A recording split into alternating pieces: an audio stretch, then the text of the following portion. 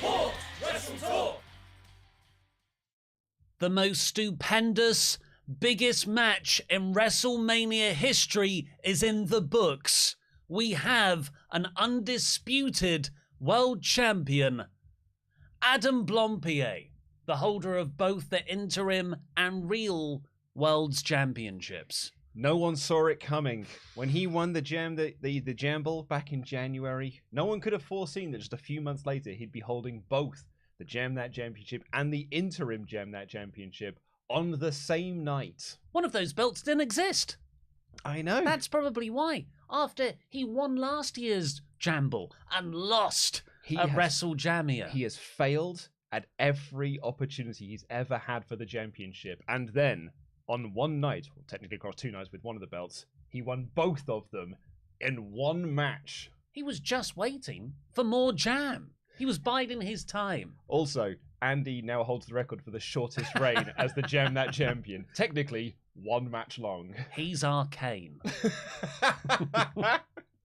Welcome to this WrestleMania 38 Night 2 review with me, Ollie Davis, and Luke Owen, DAD. No longer your Jam That Champion, but that's okay. I'm the Sasha Banks of WrestleTalk, yet to defend my belt at a pay-per-view successfully.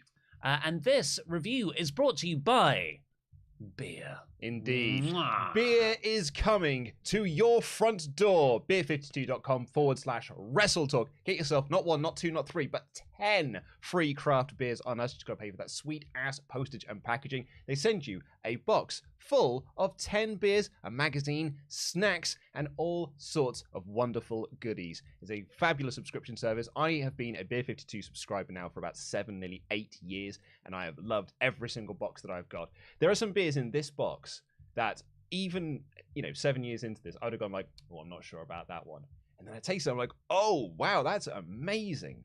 I was just quite intoxicated by not only the lady drawn on this, that's quite a flexible lady, but the flavour, a peach vegan milkshake IPA. So why would anyone want to mimic the vegan milkshake? Well, fun story. King Jay was on the stream with us last night. He came down about halfway through during the Edge AJ match. He sat down and Adam said to him, would you like a beer? We passed him one from Beer 52. That's the beer that Adam passed him. And I was like, Adam, we're trying to look cool here. That is cool. That is, it is cool, but it's also... It's hipster. It's a big move. It is a big play when you're trying to impress someone as cool as King Jay and you're handing them a peach vegan milkshake IPA. And I was like, oh, if he drinks that and he says it's bad, like, what are we going to do? He drank it and he was like, that's really tasty. Awesome. And then I think he said, you guys might be the coolest people I've ever met in my life. It's King Jay approved, which vis-a-vis, it's Xavier Woods approved. Absolutely. Or Xavier Woods. I can never decide how to pronounce that man's name. It was so much easier for you when he was King Woods. I know. And they took it away from you. Just Woods. There's too many double-named people in WWE. Yeah. Chad Gable, Gable Steveson. That's not going to last. Oh, I think they're going to have a match on Raw tonight for the rights to the Gable name. Gable War. Right, let's talk about the main event of this show. It was Roman Reigns versus Brock Lesnar. It was, they played one of my favorite songs, which is Big Move, Spear Through the Barricade. They did a few little new bits on my favorite song. My favorite song being Lesnar versus Goldberg, WrestleMania 33. Like the spear into a Kimura lock. Yeah. I thought that was great. Looks like this is all speculation going by what happened, but it seemed like it was too great because Reigns then rolled out of the Kimura lock. His arm looks weird. There's like an extra bump below his shoulder. He says to Paul Heyman, it's out. And the commentary were like, I think he's talking about his shoulder. I think it's dislocated. Paul Heyman's like, oh, my love, you can do this for your family. So Paul Heyman was just like, Roman's like, no, dude, I'm really hurt here. And Paul Heyman's like, I'm in character. All hail my tribal chief. Yes, you're amazing. And then Roman stood up and just one spear on Brock and won. To me, especially because it went off air at 3 hours, 47 minutes, and the previous night was 4 hours, 5. That all lines up to me as this match was cut short just as it was entering its really exciting final third because of an injury. I mean, we didn't pick up on that when we did the live reactions to this. We just thought Roman was doing an amazing sell job on this, because when Roman wins the belt, he holds up the Universal title and then he struggles to lift up the other belt. And we were like, man, what a seller. Like, what an absolute, like, a pro to the end of this day. Rick Boogs, another great seller. Excellent. Absolutely. So I didn't pick up on that at all. I mean, if Roman is hurt, one of the benefits of the Roman Reigns character is that he doesn't wrestle on TV. So he's just got time to rest up before the next pay-per-view. Yeah, it's a shame, because I thought it was just on the moment. I really enjoyed the match, but it was just on the moment where it could have lived up to one of the better matches, better main events in history. They were building this as the biggest WrestleMania main event of all time. And for me personally, I don't think it lived up to that expectation. I thought with Roman selling I think it was always going to sell the arm. That was part of the story because he was in the Kimura lock. But with Roman selling the arm, Brock selling the balls or whatever injury he had, like two warriors, and they're about to go at it for 5 more minutes. It's a really unfortunate that we didn't get that. I think it is as well. For me, I thought the match was quite disappointing in a way, because when they announced that it was going to be Roman versus Brock, there was quite a bit of discourse online about like, oh, it's yet another rematch between Rock and Roman headlining WrestleMania. And the people who were defending that made the argument that, like, well, Austin and Rock main evented 3 WrestleManias within 4 years. You know, there's that argument there. My counter argument to that would be, though, is that those 3 matches were all different. Yeah. They were all indistinctively different from each other. And Brock and Roman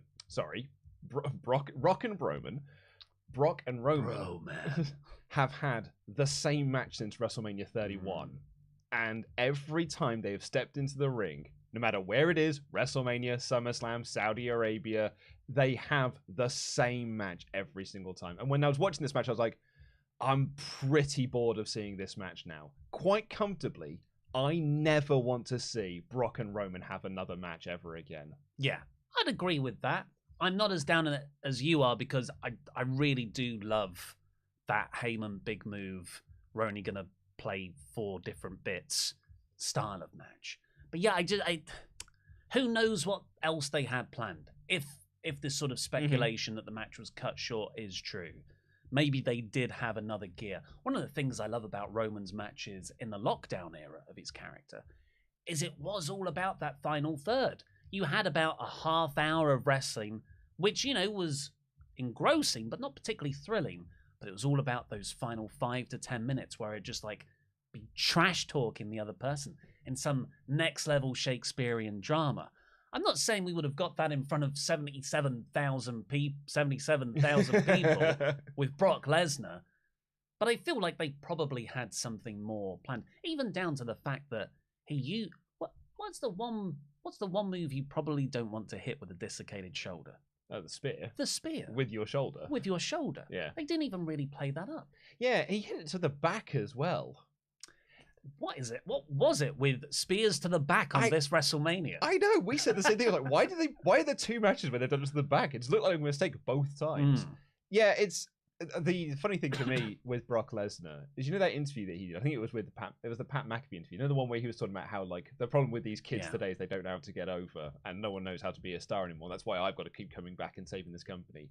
In that interview, he was talking about, like, they just keep doing the same thing over and over again with the big flips. Bloody hypocrite, Brock. Just getting their German suplex, F5. He's working. He's being a heel. I'm just seeing if there's any more notes I've got, but there really isn't, because that's all there was. And there was a moment when Roman won, he went to the outside and he lifted up both belts, and the graphic came up in the corner to say, like, you know, WrestleMania, and it then went off screen and it cut back to Brock in the ring, who was like, oh man, I lost. And I was like, are we NXT takeovering this where there's going to be a big angle, like that's, you know, the post-credit sequence? But no, it faded to black. I think there's Did you not keep watching? Oh my God, Tommaso Ciampa ran wild on everybody. Nick Fury showed up. There was an interesting detail that I really liked about this post-match that is made me very curious to see what happens on Raw tonight, which is that When Roman had both belts, he lifted both of them up. He then only held onto the Universal Championship and handed over the WWE title for Heyman to hold. And I was curious about that because earlier in the night, Vince introduced Austin Theory as a future Universal Champion. And it just made me think, I was like, I wonder if we're going to do a character bit of Roman where he's like, I'm only interested in this one belt. This is the belt that means the most to me. Oh, God, that's a terrible idea. On Raw tonight, we do a tournament to crown a new WWE champion.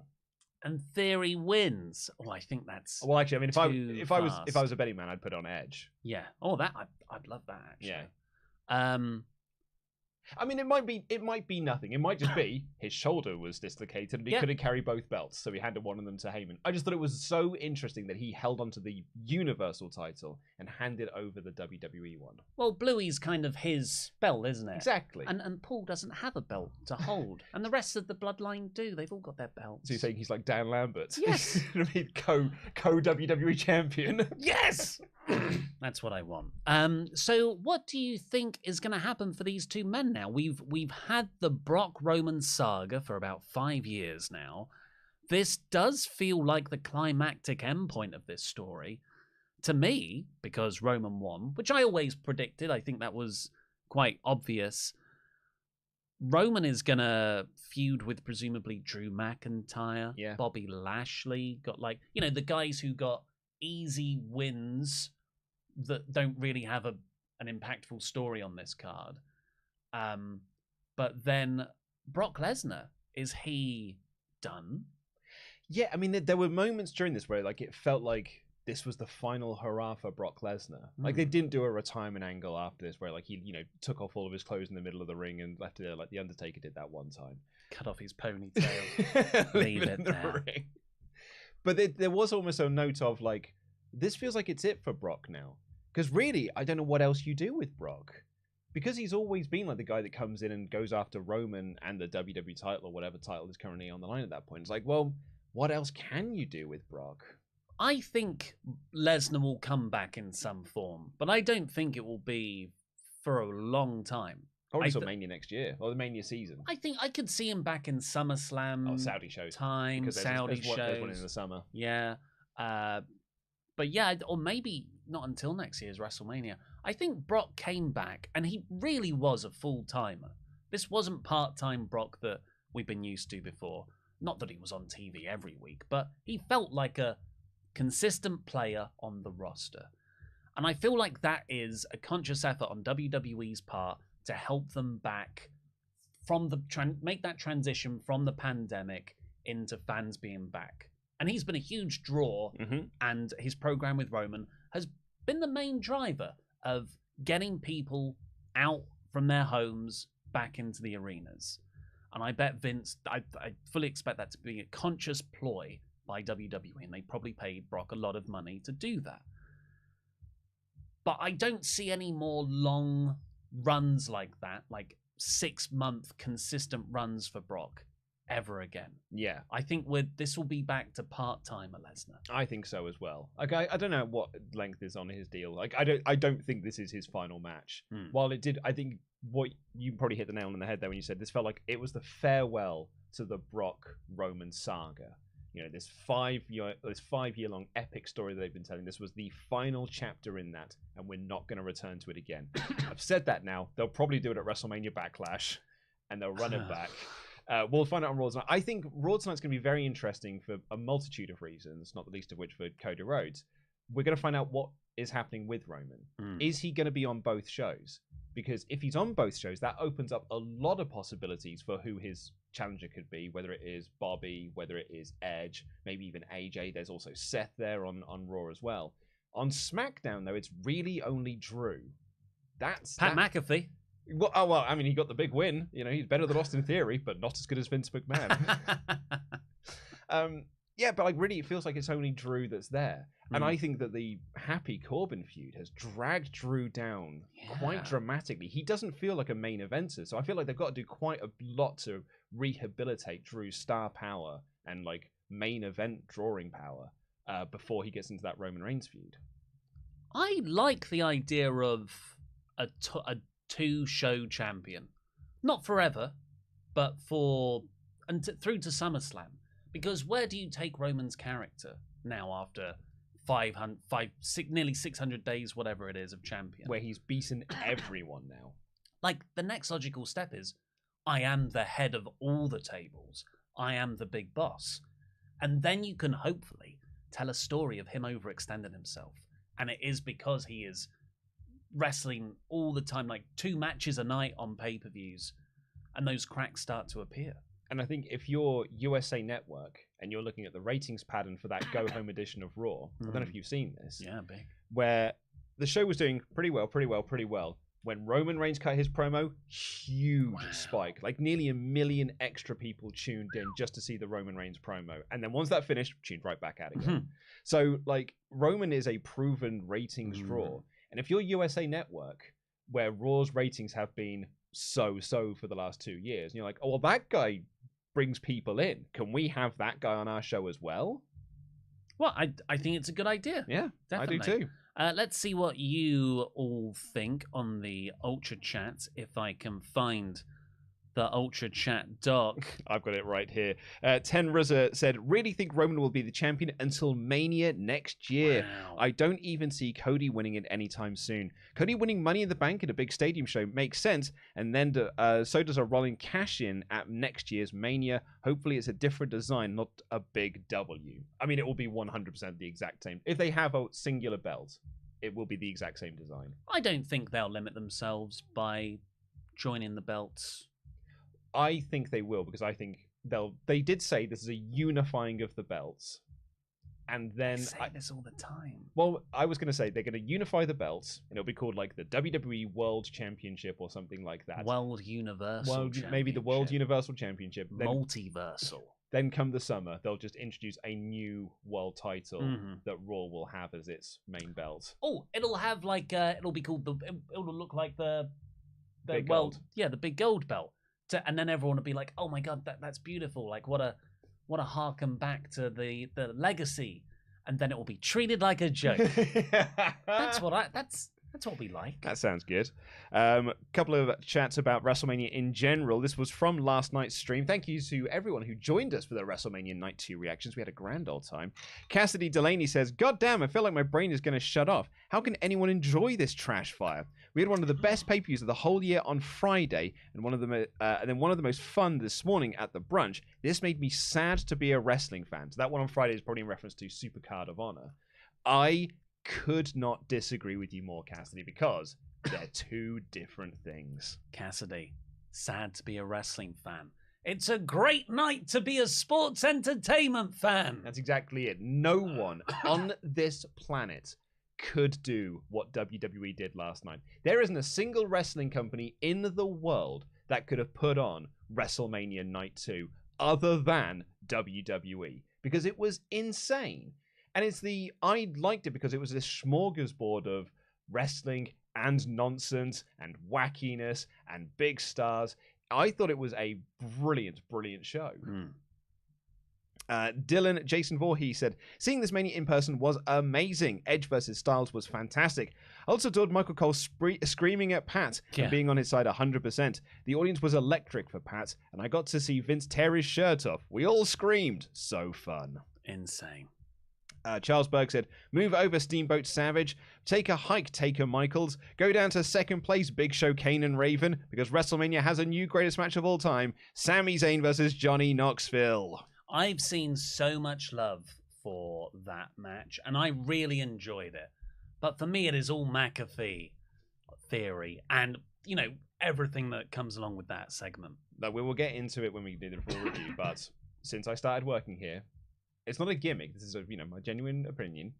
That triple threat, the hardcore triple threat from WrestleMania X7 is my favorite WrestleMania match of all time. It is the WrestleMania match I have watched the most, and I've gone back and watched. There was a moment last night where I was like, oh, I may have a new favorite WrestleMania match of all time. Now, could just be recency bias. So I'm going to give it some time. I'm going to let it ruminate. However, I do think it'll be my top 5 matches of the year. Sami Zayn versus Johnny Knoxville was exceptional. Perfect. Yeah, it really was. What it needed to be. I loved it. Plasma PD says, morning, Luke and Ollie. Luke, I want you to get some sleep after this live stream. The New Day gear was great. Just really sucks that they lost. I hope Roman doesn't vacate the belt, but I think Drew or Cody is next. I also became a prediction champion last night, so well done for you. Kevin said, apart from the New Day match, everything was at least fine to great. Becky versus Bianca, best match. Knoxville versus Zayn was so fun, and that stunner will haunt my nights forever. Best thing was your reactions. Thanks for everything, and have more King J on your streams. What a guy. Yeah, would love to. Mm-hmm. How would you condense night 1 and 2 into a 4-hour show? Take off the first 2 matches of night 1. Mm-hmm. That's an easy cut. I would probably remove Undertaker doing 2 Hall of Fame inductions. Probably remove all of the adverts and video packages. Yep. I mean, once you've done that, and you've removed Undertaker's 2 Hall of Fame inductions, you have saved at least an hour and a half there. I'd ditch the women's tag. 100% you can ditch that tag match. Not needed. Because that was about 20 minutes of entrances. Exactly. Those are 8 entrances. Easily can cut that. Do you know last night had 1 hour, 32 minutes of in-ring wrestling? You're kidding me. Is that true? Apparently. 1.5 hour of in-ring wrestling on a 4-hour show. It went 3 hours 48, but yeah. That's amazing. We'll do a few more here. Bad Boy Dino. Cole said, Pat has to win twice to be undefeated like me. After beating Theory, they should have had Stone Cold give Vince the stunner and put Pat's arm on him so he could have been 2-0 and next year face Cole. Streak versus streak. This is very fun regardless. That is some fun fancy booking. I really thought that's what they were going to do. Omar Jose, I really didn't enjoy that much of Night 2 of Mania. Not to say it was bad, but I felt that most of the heavy-hitting stuff was in Night 1, and Night 2 was meant to be carried by Brock Roman. Sorry, where'd that go? A match that we've seen before with not much difference, but that is just me. Night 2 did not have the emotional heft that Night 1 did. Like, Night 1 had that Becky Bianca match, and it had, Charlotte Ronda, and it had Seth and Cody. Night 2 didn't have anything like that. Which one did you enjoy more, though? Night 1 and Night 2? I actually haven't thought about this yet. Because mine is clearly Night 2. It's clear, is it night and day? It's Night 2. It's not that I didn't like Night 1 because the Cody reveal, the Bianca Becky match, I was pretty down on the Stone Cold stuff. Looking back on it, I thought it was just a superficial, sugary that. But this use of Stone Cold, I can't stop thinking about it. I've been grinning to myself all day since I watched the show, and occasionally just bursting into laughter. I suppose they're just 2 different shows, aren't they? I really enjoyed Night 2. Carl Scruggs said, this is the first WrestleMania that I haven't watched in years because of the poor build, and now I regret it. I had no confidence that WWE would book Cody, let alone have him win, but good for them putting out a banger. And lastly for now, Edgar, who's been a member for 5 months in a row, said, love the live reactions. Hope we get to go to Mania. Hope to go to Mania when it comes to LA next year. P.S. Has anyone seen Lesnar's signature series belt? It looks like 2 horseshoe crabs. Oh? Huh? Is that like the the action figure? The series. Signature series sounds like something Mattel or whoever it is make them right now. Lesnar signature.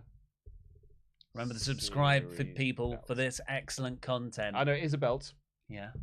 Oh, it's the old the Undisputed title. Yeah, the old Undisputed title that you used to have.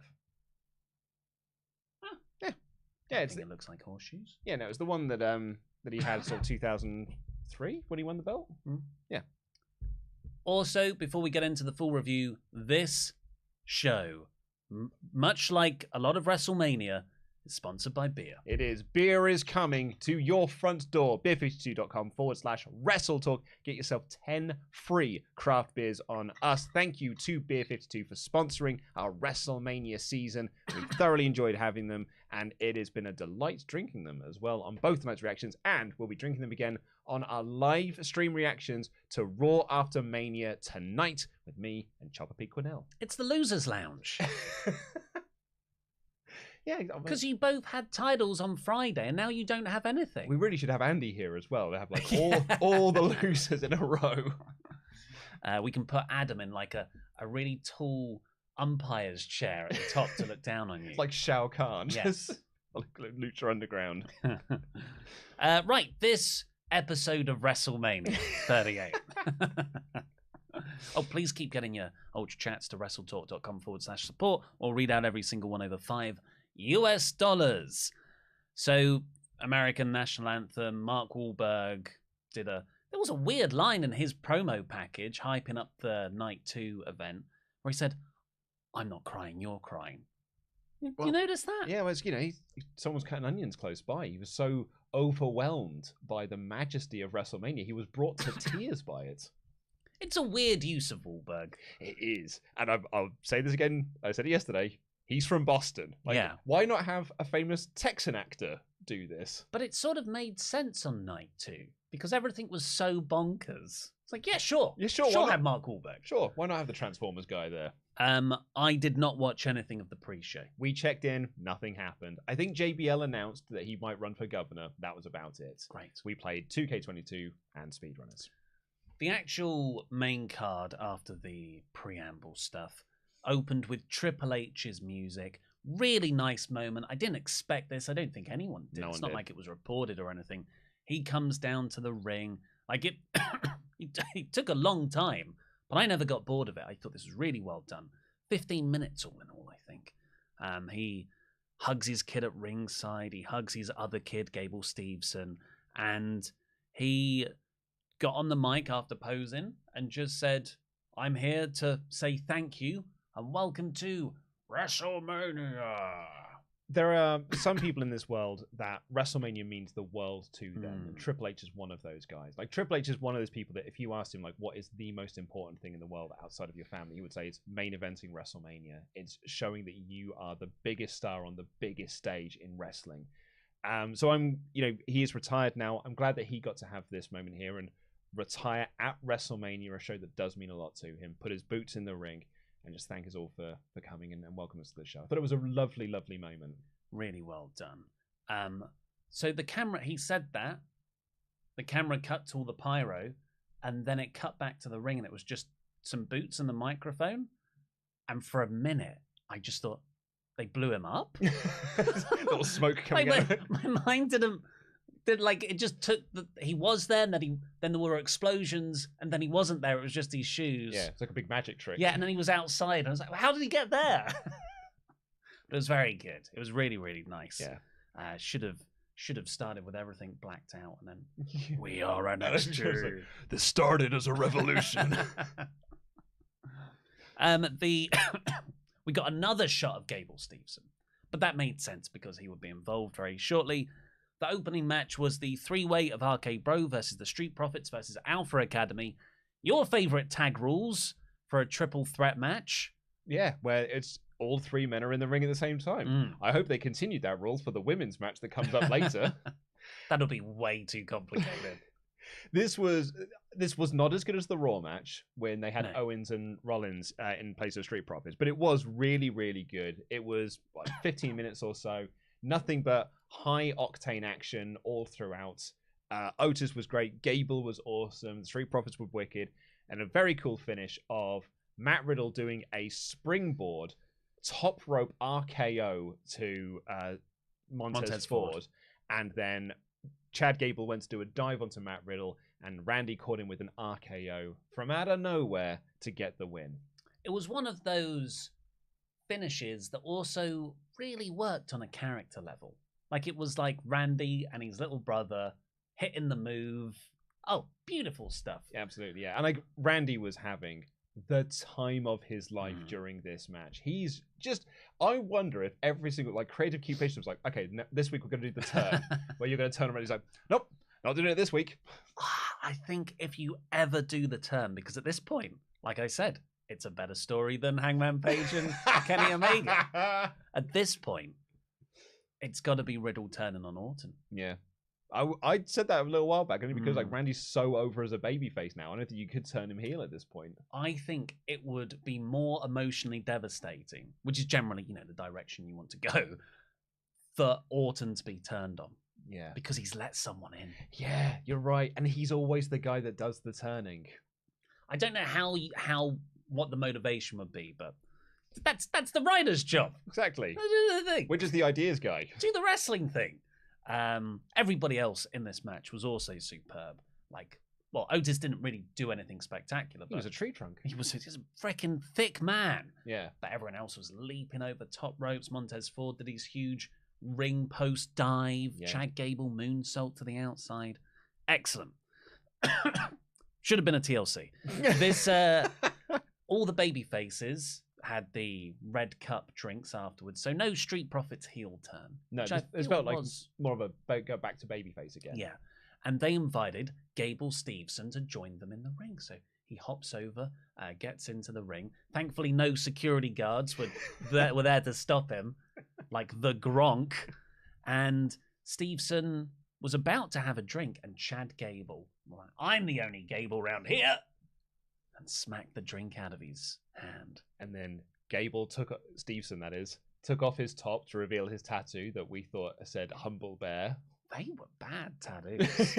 They were like, when he took off his top, I was like, oh, it's like Michael Cole's body. Someone did say this feels like a new round for the weakest ink on Quizlemania. Yeah, he had his humble bear chest, and he then did a big belly to belly suplex on Gable. Chad Gable, a perfect first person for Gable Steveson to do something with. Both Olympians, like the story writes itself really, and Gable is like superb, and they've both got the same name. They've got the same name. I believe the technical term for what Steveson did to Chad was yeet. He yeeted him across the ring. This was really good. It was nice as well. I feel like WWE, God, I'm going to get burned. I feel like WWE are finally, genuinely pushing younger stars and focusing on them. On this show where Johnny Knoxville beat Sami Stop it! And Pat McAfee beat Austin Theory. Bron Breakker might be coming up. Steveson here. Theory. These are like potentially. We could look back on this being like, oh, this was the start of how you look back in the noughties and go, oh, this was the start when you got Cena and Batista and all these guys appear. I mean, to your point, they have just signed Cody Rhodes, who is now one of the younger guys on Raw. He's younger than Damian Priest. God, that's insane, isn't it? Weird, because in AEW, he was the vet. He's come back to AEW, now it comes to WWE. It feels like a young pup compared to some of them. He's younger than AJ, younger than Edge, younger than Priest. We're now in a weird position now, though, where WWE are actually getting behind people, and it's up to the people to make it work. Because they've given Steveson everything this weekend. Yeah. And he has yet to show charisma. That's what I was going to ask you. Does he still look bored to you? Yes. Yeah, he does, doesn't he? Very bored. Even when Triple H was hugging him, it's just like, I don't like to be hugged. Don't touch me. Yeah, I'm cool. He did the big throw. I'm curious to see what comes next. Optimistic, maybe. What came next on WrestleMania was Omos versus Bobby Lashley. It was rubbish. It was exactly what you'd expect it to be. Omos did like 2 minutes of bear hug.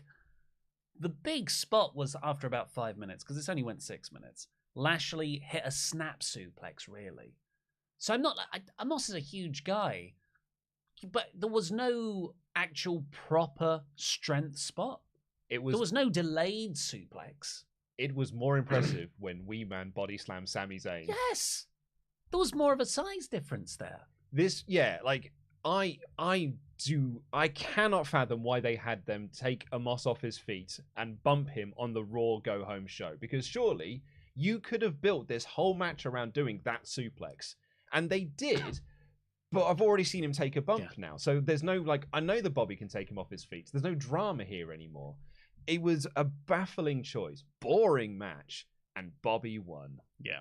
So presumably Bobby goes on to face Roman, I guess. Now he's a babyface. No MVP. This was a pure babyface presentation for him as well. Let's take everything that we liked about Lashley away from Lashley. And then, what was I going to say? Oh, yeah, Omos. What the hell happens to Omos now? Well, I don't know, but we've been saying this for a while. What do you do with Omos? Because he's done his squash matches. Yeah. And now he's had his big match. And he lost. The one thing he had for him is that he doesn't take bumps. Now he's taking bumps.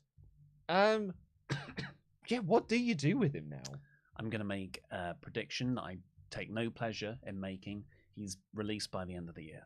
You reckon the Omos? I just don't see what you do with him. The Omos experiment has failed. After that, we had an match of the success. night. Match of the night. You can say it. It's okay. Match of the night. Sami Zayn took on Johnny Knoxville. They went 15 minutes, longer than the tag match that opened the show. I think it was longer than the main event.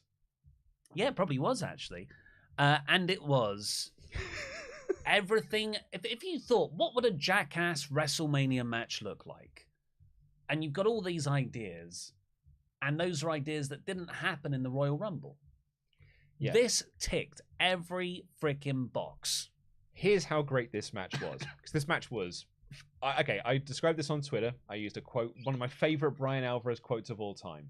This was all the stars in the universe, and the universe is infinite. This is one of the greatest things I've ever seen in my life. But here's how great this match was. When it started, Adam Blompier, Pete Quinnell, Andy Datson all sat there, arms folded, don't like Jackass. What is this match doing here? Oh, he had a concussion recently. This one, Sami Zayn, this, that, and the other. By the end of it, fits of laughter, all of them, and had a whale of a time, and they all really, really got into it. When Party Boy was in the ring, you could have heard a pin drop in this room, apart from me, who was popping like mad. Oh, nobody popped for Party Boy. I went mad. Well, because that was, towards the start of the match. And he was like the first. Yeah, because Party Boy was the bit where I was like, oh, yeah. And Pat McAfee's calling of that, when he was talking about the ass cheeks clapping. So funny. So I was like popping like man. I was like, it's Party Boy. He's doing this. He got all the poppers off in one go. That never happened. It must be WrestleMania. Adam sat there being like, what's a Party Boy? This is stupid. It's weird and homophobic. It's weird and I don't know what it. I don't really know what it is. Why am I watching this weird man dance? He's so pale. It was when Wee Man got involved, and when Wee Man did the body slam, and like from there on, you could just feel the mood shift. And they were getting into it. When they did the giant hand slap, huge uproars of laughter in the room. Huge uproars of laughter for the big boots that kicked him in the nards. Yeah. The bowling ball to the bollocks. The mouse traps and stuff. The giant mouse trap. It was just incredible. I thought there was like... I can't believe I'm saying this. It was quite sweet at points. Because... And I wish they told this story more leading up to it, because it was very much Knoxville versus Zayn.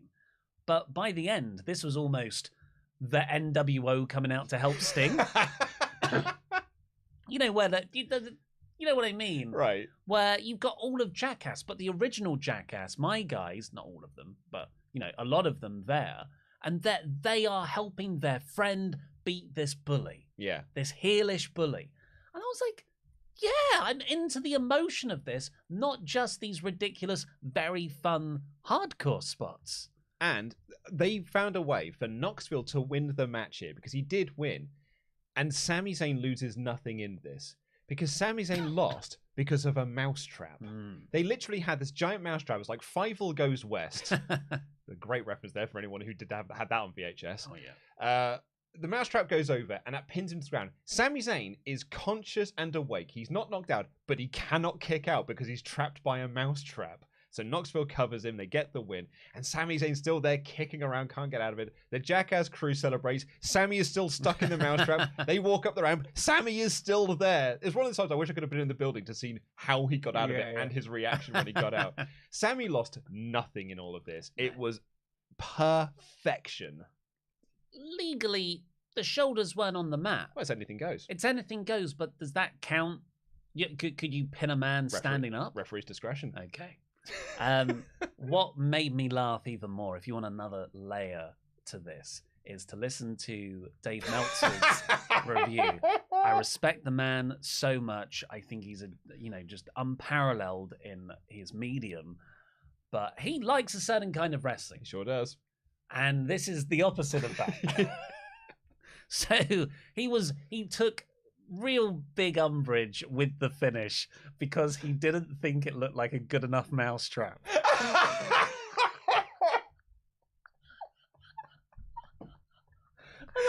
if it looked like a better mousetrap, you wouldn't enjoy it either. It's like, it didn't look like it, it was flimsy. This is getting a dud rating or a -star rating. Oh, yeah. The Observer. God's sake, Dave. I loved it. Absolutely loved it. Entertained. Yes, I really was. And it is the match of, you know what, Becky versus Bianca was, match of the year candidate. This will be the match I watch the most. When it all is said and done, this will be the match I go back and rewatch. Still, as much as I love this match, McAfee, Theory, that whole half hour. Yeah. That's the chunk for me. Next up came the excuse me. Next up came the women's 4-way. They worked hard.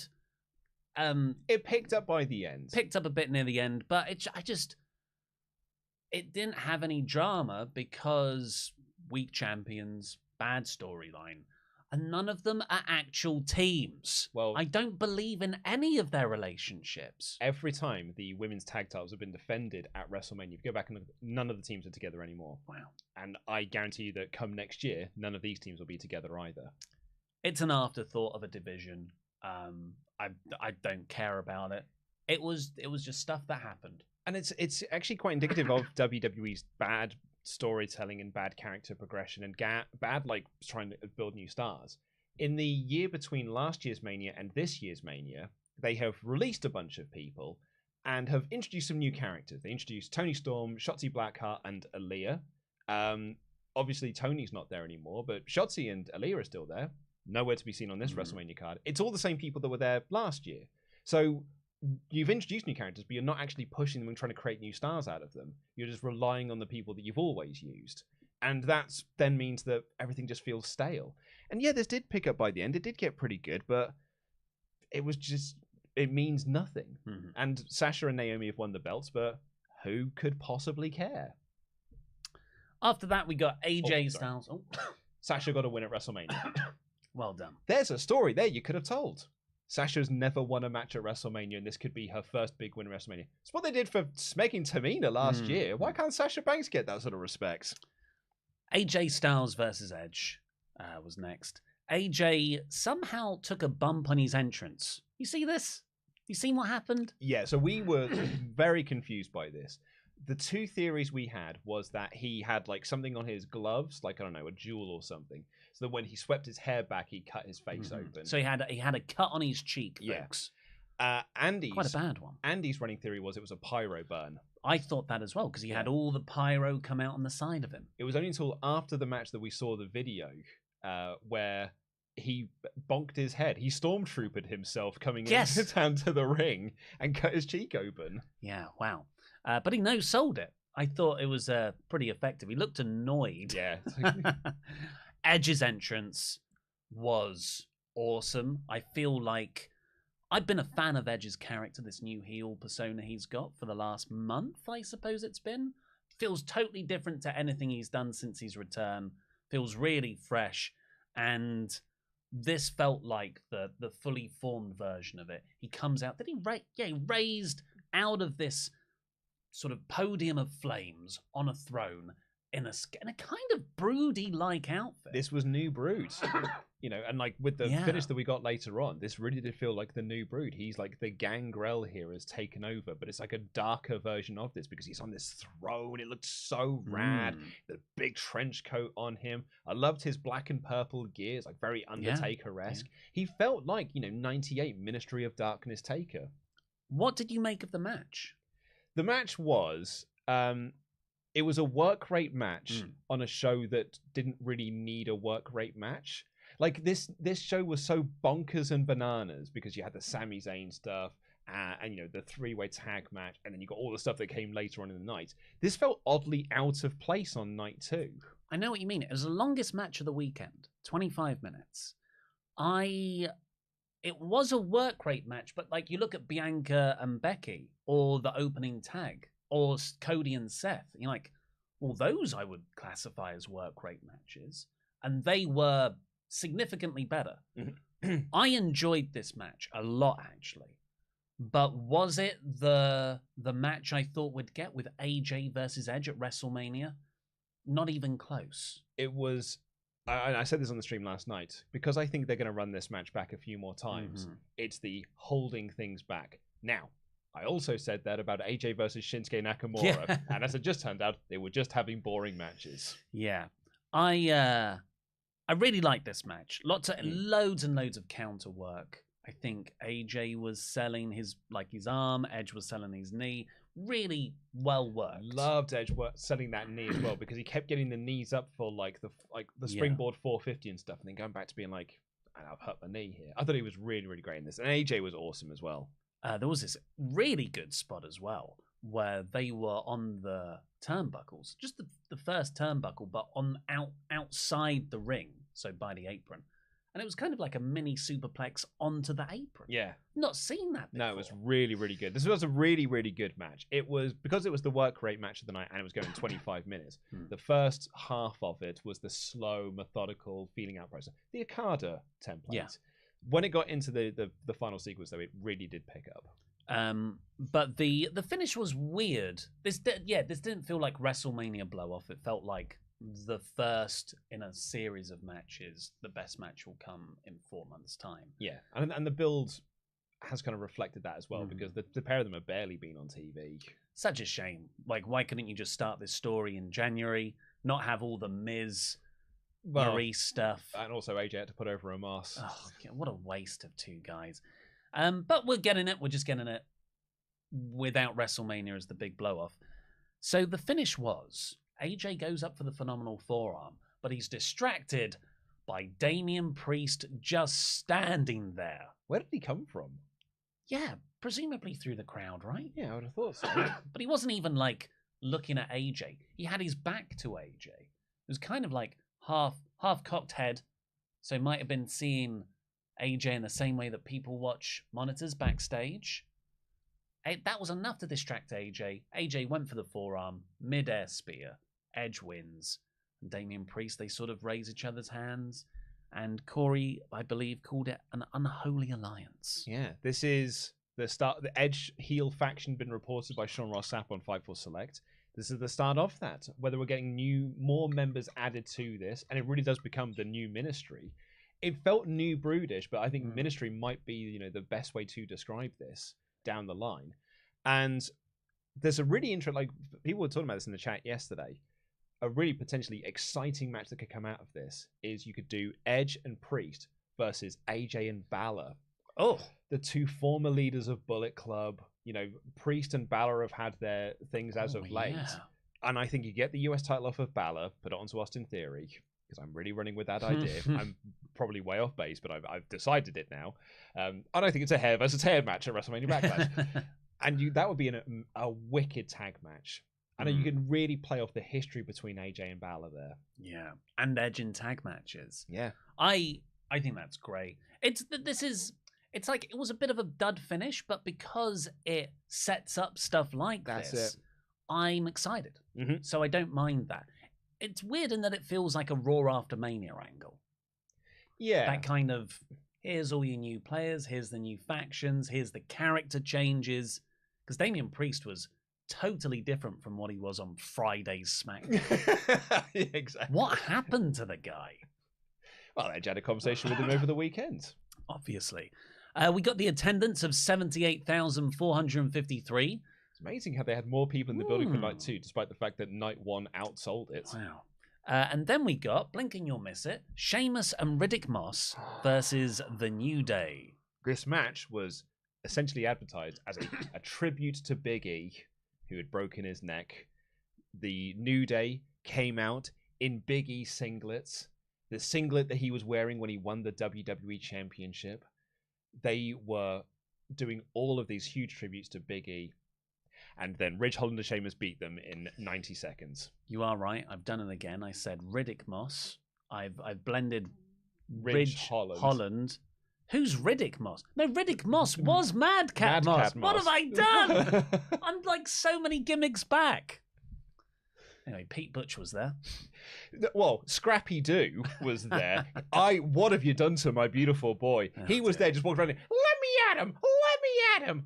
He was annoying as all get out in this match. How can you do this to Pete Dunne of all people? On the same night that Peaky Blinders had its last ever episode on BBC, he did this to Birmingham's other great export. Or where's he from?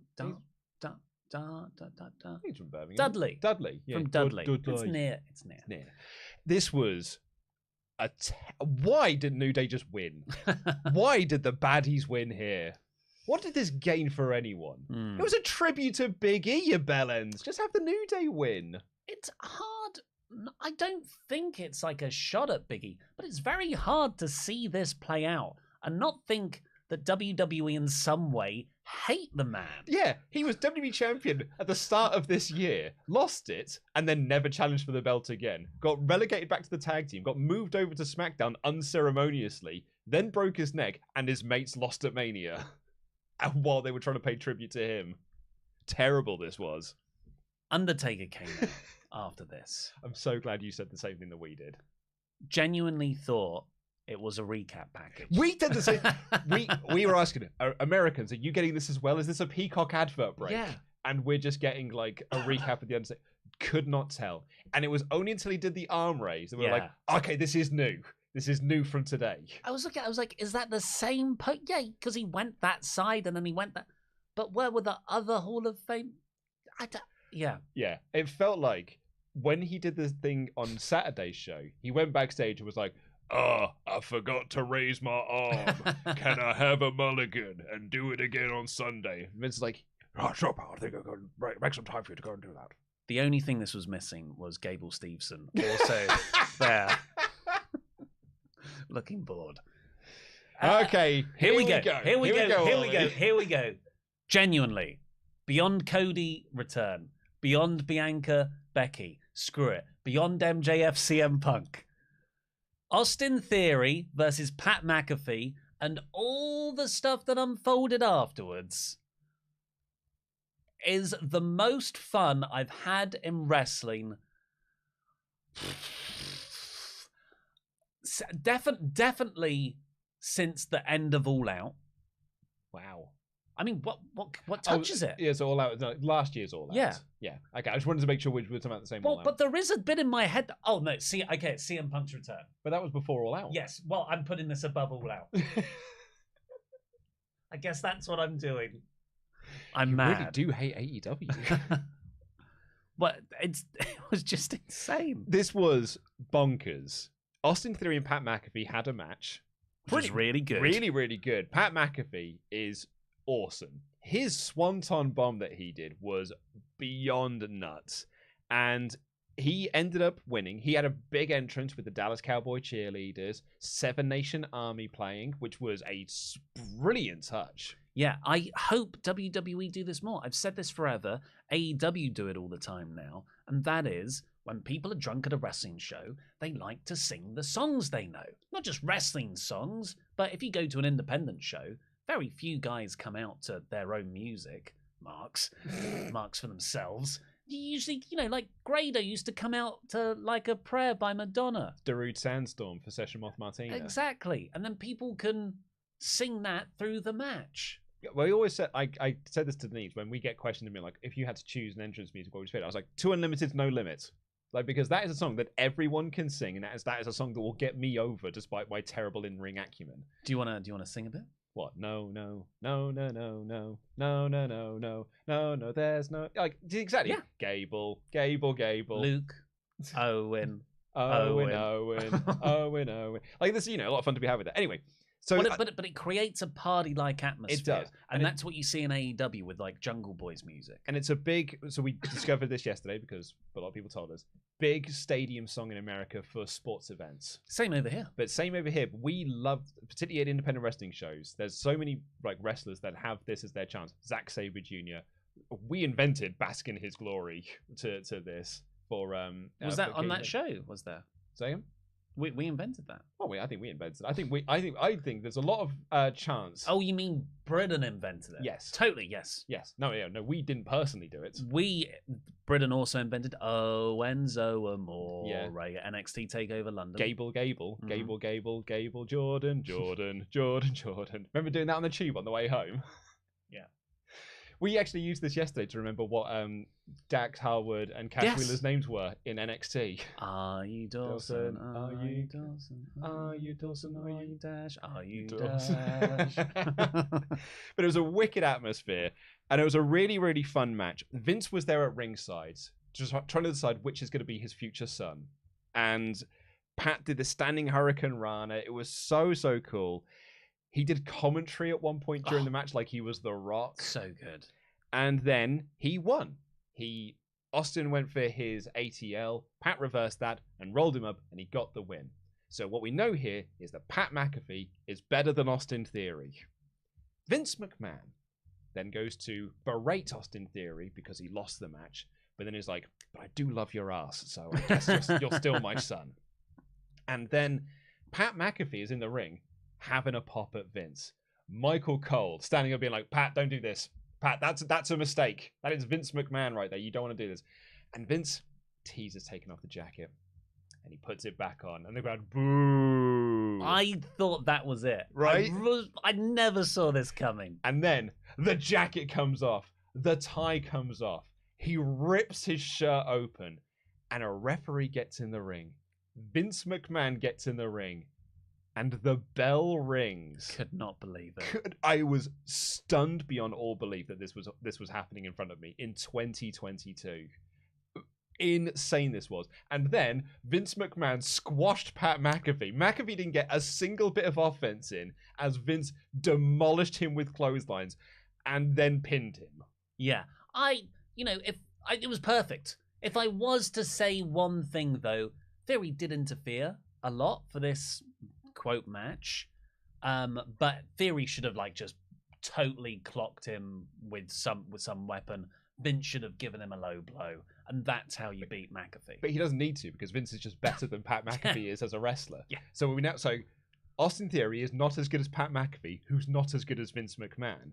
And then after this, Vince and Austin Theory are celebrating. The glass shatters, and God. Austin comes down to the ring. I didn't see it coming. Well, I did. So we thought he was going to come down during the match. We were because the beatdown of Pat McAfee was so long, and Vince won 3 minutes, and Vince won by football to the groin. Yeah, play it again. We thought the glass would shatter there. Stone Cold would come down, and that's how Pat would win. Which probably would have been better. And Vince did telegraph it as well, because when he and Austin were celebrating in the ring, Theory that is, when Vince's music started to play, he reacted like Austin was coming down to the ring. He did the big oh no, he's coming, and then realized it was his own music. Oh my God, Vince. Then the glass shatters, Austin comes down to the ring, place goes ballistic. He gives a big stunner to Austin Theory, who did one of the all-time great sells. I think he did 3 bumps. Somehow. The Rock's looking at it going, yeah, maybe he is the next John Cena. And he gives Vince McMahon a beer. Time stood still. Like it was 1999 all over again. It's 1998 all over again. I was having the time of my life in all of this.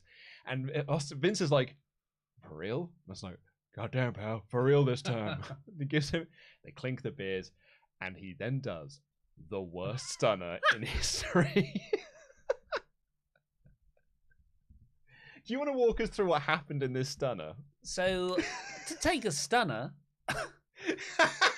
all you have to do is stand there. Stand still, go to your knees. You get the little toe poke in the tummy, you double over, and then you just go onto your knees. That's it.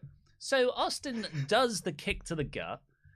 Vince decides he has to sell it, and he sort of loses his balance, falls into the ropes. Austin is like, oh crap, gets Vince by the neck, drags him awkwardly back to where they were, kind of hits a stunner. Vince had fallen before Austin had gone. Vince's legs, I think all his just trousers turned to dust because he crumpled. He didn't go down onto his knees. His legs folded underneath him like an accordion. Have you seen Mick Foley laughing at this? No, I haven't. Oh my God. Search Mick Foley's... Was it on Twitter? Yeah, Mick Foley's Twitter. It'll be the most recent media thing, I guess. And crank the volume so you can hear him laugh. Okay, I'm just going to move this across here so we can have the...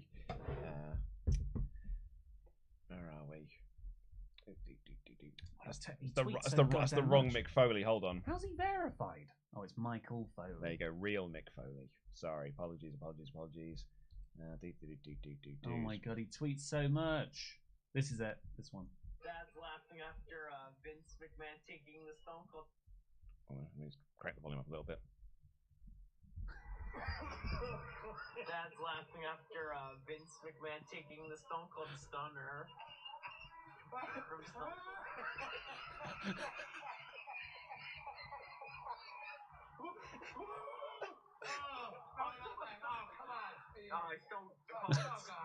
I missed that. Show a replay of that. So it wasn't just us, Mick Foley, laughing at how bad it was. Stone Cold Steve Austin was laughing at how bad.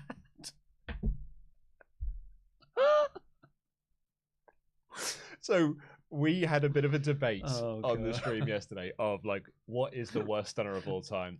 Because look, there's the first stunner that Vince ever took. Isn't that beautiful? Yeah. The first and the last. It's all time one of the worst stunners. Like Jericho, I think, described him as a plank of wood, like just going down. Linda McMahon. Yeah, that's probably the worst, I would say. Donald Trump. Mm-hmm. And then like this, someone said in an old chat yesterday that Adam's next list should be the top 10 worst stunner cells of all time. Actually, a good idea. And we were all like, that is a brilliant idea. It is really, really good. This was what happened was he kicked him in the gut, and then he was like, "Well, Vince McMahon's 76 years old." I was like, "Oh my god, you just kicked me in the gut! Like, why did you do that?" And he just crumpled because he kicked an old man in the gut. I don't think he did that. You know, wrestling has worked. I think he stomped his foot. His foot probably made this much contact with Vince. Yeah, but he's 76 years old. He's a frail whale, and he just crumpled. It was the cherry on top of a crap cake. It was delicious to eat down. And as if that wasn't enough, then Pat McAfee got in the ring to celebrate with Steve. And of course, Steve stunned Pat as well. Pat sold it incredibly. Well, he had to make up for it. It's like we had two of the greatest all-time sells of a stunner, and then the worst as well. But Pat McAfee spewed beer everywhere. And then, as Stone Cold is walking up the ramp, the camera cuts to Pat McAfee, unconscious at ringside, but with his arm up, still drinking beer. This was perfection. Yep. Oh, yeah. It was brilliant. From start to end, I loved it. It's... I said in my review, as like the sort of wrap-up bit, I'm a pro wrestling guy. I genuinely prefer AEW, Ring of Honor, that sort of stuff. But hot damn, I think I do still love sports entertainment. It's just that sports entertainment has been done terribly by WWE for a decade. And that long of experience in it makes me go, oh, maybe sports entertainment as a concept isn't good. No, sports entertainment is what brought us all to the dance in the late 90s, early noughties. Yeah. They've just not done it well. And this was a night where they got it all right. Well, not all right, but this segment was all right. I mean, when I say all right, I don't mean that was all right. I mean, that was all, separate word, right. Yep. Everything hit. And it made me realize I do love sports entertainment. And that is why I gave Revolution 92% and this show 90%. So it wasn't as good as Revolution. It was 2% less good than Revolution. And we know the hierarchy is Austin Theory is not as good as Pat McAfee, who's not as good as Vince, who's not as good as Austin. But where's Kevin Owens? Oh, Kevin Owens. Yeah, I suppose he's also lower down the pecking order as well. He headbutted Vince that one time. Has Kevin Owens lost to Austin Theory on TV? I think they have had 2 matches earlier this year, right? Yeah. I think he won the first one. I think he lost the second one. Yeah. Well, rubber match. Either way, I thought this was fabulous. So thoroughly entertaining. And it was beyond bonkers. And I loved it. Yeah. What would you give Night too. Well, look, it had the greatest WrestleMania match of all time in Sami Zayn versus Johnny Knoxville. So do you really prefer that over the Pat McAfee Vince Austin stuff? Yeah. Oh wow. I had so much fun with yeah. it. So like with that, with all the Pat McAfee and Vince McMahon stuff, which was so entertaining. But really, like when you kind of step back and look at it, it's just those two bits. Like those are the two bits I'm going to go back and rewatch. It's not going to be the main event. Right. It's not going to be the women's 4-way. It's not going to be Edge AJ. It's not going to be the triple threat tag match. It's just those two segments. You missed out the New Day. It's certainly not going to be the New Day. Blink and you'll miss it. So yeah, for me, night one is better. I'm going to give this 4 out of 5 because really it was just those two, but they were like two all-time greats. You're totally right. I can't. Yeah, and everybody's gonna say like, Ollie, you crapped on Stone Cold, not having a proper story for his Kevin Owens match. Yet you love this bit here. I think they're different. They are different. Also, I mean, Austin and McMahon have had a long-term story. Loads to play into. Yeah. Wow. Ultrachats time. Indeed. Bacon Rasher here says, "Hi lads. Firstly, after the loss, I think Lesnar has hit Brock bottom, as there is nowhere for him to go from here in WWE. Maybe Corbin can retire him at Mania next year. Secondly, what was Pete on about with the points last night?" Yeah, well, we'll have a chat about that later. Pete was very upset with us for getting his new point system wrong. I think we improved it. He thinks otherwise. Omar Jose, even with the way that Pete wants to be done and the way that we did it, Adam still would have ended up double champion. So it's all fine. Omar Jose, as to who could potentially take the belt off of Roman, I've no idea who it could possibly be because Roman has beaten literally every potential challenger. I'd love face underdog Sami Zayn to do it, but I will never get what I want. That Mania pop would be great. That will never happen. Never happen. Jake Shoper, Brock and Roman each have one WrestleMania win over another. They need a tiebreaker at WrestleMania 43. I think it's something you could come back to in 5 years' time. I never want to see it again. Dylan Haggett, hello, Mr. Owen and Mr. Davis. Hope you had a great weekend. Who on the roster is your dream opponent for Roman? For me, it's Walter. I mean, yeah, that would be awesome. Just after this weekend, it's Pat McAfee. Yeah, Johnny Knoxville. Or Logan Paul. All the celebrities are better than the wrestlers. I was thinking about this. I know you had Stone Cold and Vince on this, but really they weren't advertised matches.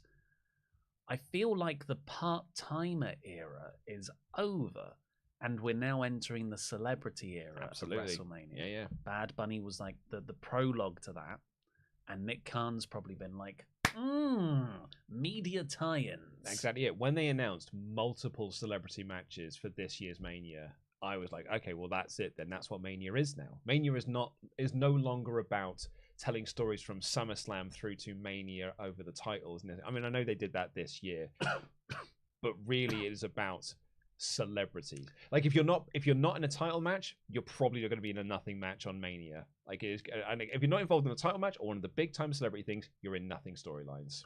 And if people get like, oh well, that's such a like betraying of the WrestleMania concept. It's what Mania was. It's how it started. Yeah. When the Dallas Cowboy cheerleaders, they did the Liberace Can thing. As a tribute to when they did that at Mania 1. I know that's what WrestleMania has always been. It's always been about celebrity involvement, the Rock and wrestling.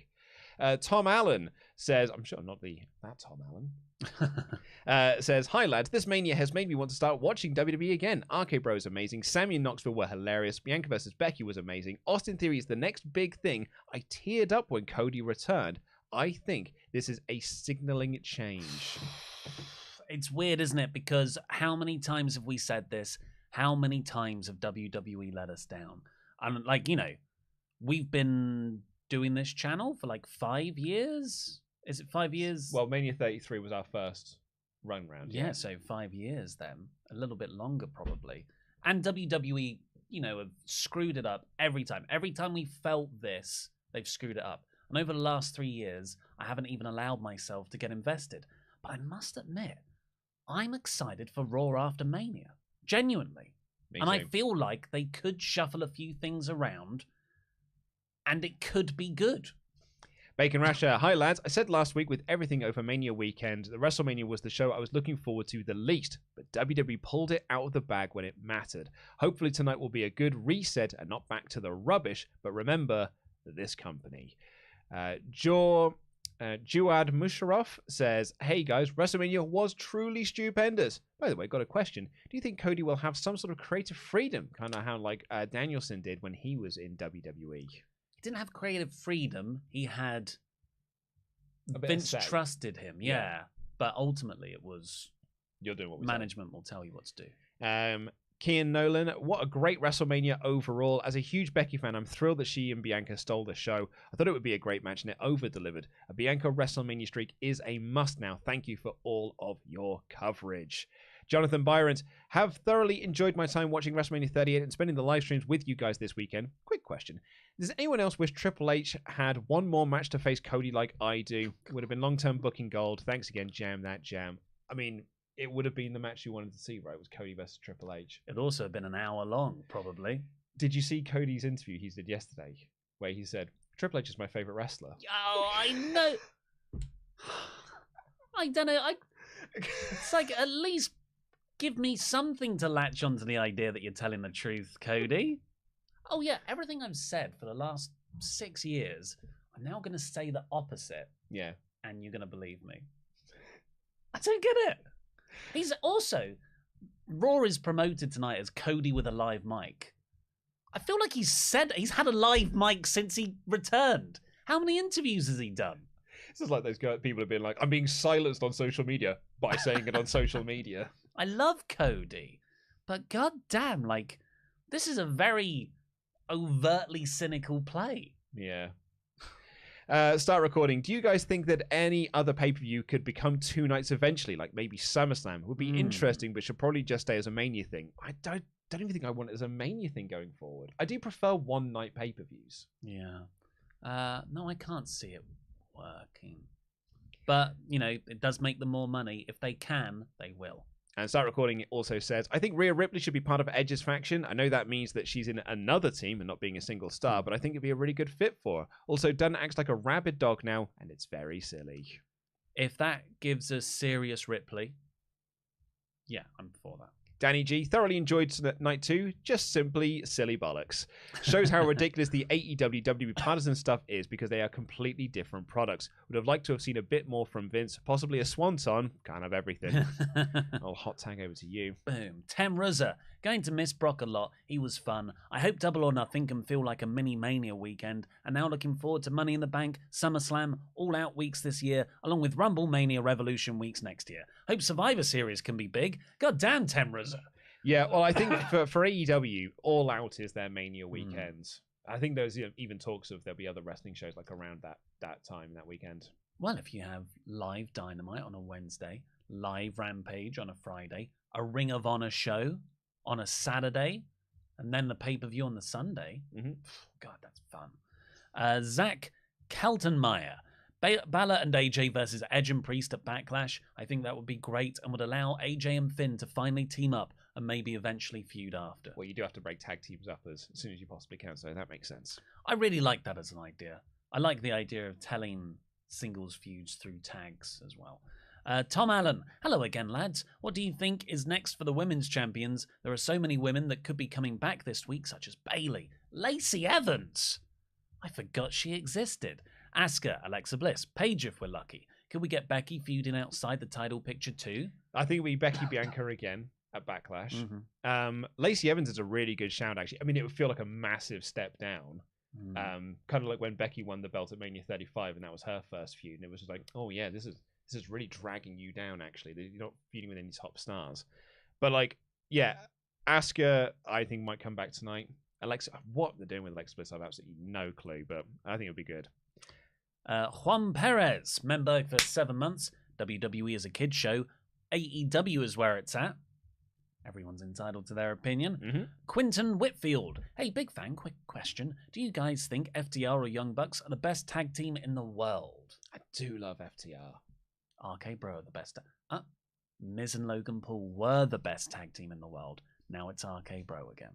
I'll hot tag back. But seriously, after this weekend, for me, it's FTR. Yeah, I think so. 10 Rosa said, can't wait for Raw and Dynamite this week. Who do you want to see come back and debut after Mania? I'm really keen to have an AEW, Ring of Honor, New Japan, Impact Wrestling, Super Stadium, Super Show. Can't wait for the Raw live reaction stream. And then please sleep. Thank you. Love you. I slept really good last night. I got back to the hotel about 6 and didn't get up till midday. Oh, beautiful. It was amazing. It's probably the most sleep you've had in 6 months, right? Yeah, it actually Uninterrupted. is. Uninterrupted, yeah. Yeah, it probably is. Delightful. Yeah, for who would I like to see? I think I'd love to see Asuka come back. I think because Braun didn't win the title at Stand and Deliver, could possibly see him get a main roster call up. What about you?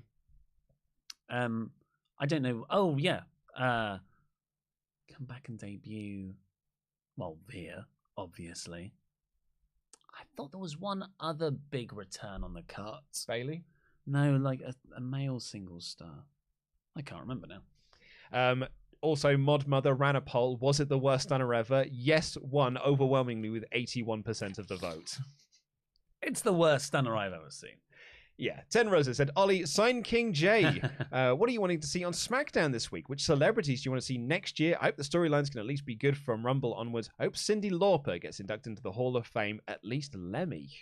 Yeah, Cindy definitely deserves to be in there. 100%, yeah. Lemmy's a good shout, actually. Yeah. Which celebrities do I want next year? Well, I want Logan Paul again. Well, I think so. Logan Paul did that interview where he said he would like to do this as like a full-time gig. So he's not just a celebrity guy; he's just an active member of the roster. Well, Mark Wahlberg. Yep, Marky Mark. Yep. What celebrities would you like to see build a match next year? What celebrities would I like to see? Obviously, there's like Conor McGregor is the kind of biggest draw they could get from sports. Yeah, I suppose. Yeah, I mean, I don't know any other sports, and I don't really know much about Conor McGregor other side of his name. I mean, Prince Harry. You want Prince Harry to show up in an intergender tag with Meghan versus Miz and Maurice. Oprah's special guest referee. Legit Underboss said, have you watched any of the other shows from over the weekend? Mike Bailey is crazy. 9 matches in 3 days. Congratulations to Mark Henry and Mae Young with their son making his Mania debut. Did you see Mark Henry's tweet about that? It's so funny. The hand in the Sami Zayn match. Yeah, and he said, just building next generational talent. Brilliant. Haven't seen any other shows from the weekend. I've seen bits and bobs from GCW over the weekend. I really enjoyed Sean Waltman, Joey Janela, and the Cluster F was, of course, very fun. And yeah, like the FTR Briscoes at Supercard of Honor was superb. Malewis says, WWE just showed that they do not hate their way of presenting wrestling. Shows that we do not hate their way of presenting wrestling. Unfortunately, they do it right once or twice in a decade. So I guess good WWE and good AEW shows can coexist and make us happy every week, but I doubt WWE can do it more often, though. Yeah, they are different products. Very. And there is no... If either one of them decides to do the other's style, that's a bad tactic. AEW could never put on that Vince McMahon, Pat McAfee stuff. No. They could never have put on the Johnny Knoxville match. It wouldn't have worked. No. I'm trying to think of like the hardcore stuff AEW have done though. Remember that Cracker Jack Barrel three-way? Yeah, and I suppose you get the lights out match with Cole and Orange Cassidy had some comedy in there, but like the really wacky side of. And that Cracker Barrel, that haven't done that. That was early doors AEW. That's pre-Dynamite. So it's a very different product now. They're just they would try, but they can't get the pro wrestling out of them. They'd start doing moves. That's not like what we're marks. Here to see. Evil Puppy says, hi all, hope you're well. WrestleMania was fun. I loved the Knoxville match. All that it was missing was a Steve-O appearance. I've just got to say, Luke, your McMahon impression sounds like Nixon from Futurama. It cracks me up every time. Thank you very much. And new member, Riot DR.